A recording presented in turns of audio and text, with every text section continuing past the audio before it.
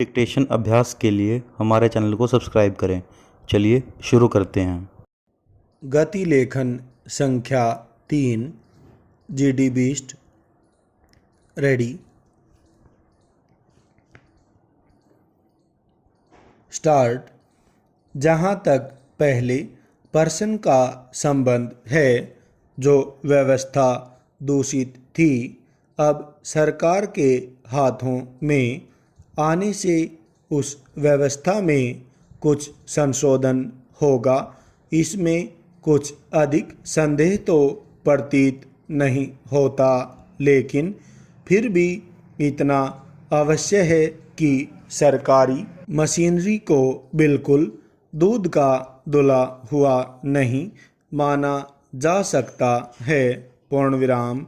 जो व्यवस्था दूसरे हाथों में थी, सरकार के हाथों में आने से वह सर्वथा समाप्त हो जाएगी, ऐसी बात तो नहीं है, परंतु फिर भी मेरा अपना विश्वास इस प्रकार का है कि सरकार इस संस्था को उसी पवित्र उद्देश्य से चलाने के लिए प्रयत्नशील होगी जिन उद्देश्यों को लेकर इस संस्था की नींव डाली गई थी।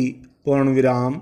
जहाँ तक हिंदी की प्रगति का संबंध है, उसके संबंध में तो मैं केवल इतना ही कहना चाहता हूँ कि सरकार की नीति के लिए इससे बड़ा प्रमाण देने की आवश्यकता नहीं है कि पिछले 12 वर्षों के समय में यह सरकार जिस मंथर गति से चल रही है, मेरा अपना अनुमान है कि हिंदी साहित्य सम्मेलन को अपने हाथ में लेने के पश्चात यह सरकार कहीं उसी प्रकार की दुर्बलता और प्रमादी नीति का हिंदी साहित्य सम्मेलन के जीवन में भी प्रवेश न करा दे। पूर्ण विराम। मेरा यह विश्वास है कि इस विधेयक की जिस धारा में यह कहा गया है कि अन्य भाषाओं का साहित्य भी देवनागरी लिपि में प्रकाशित किया जाएगा, वह बहुत हितकर होगा। पूर्ण विराम।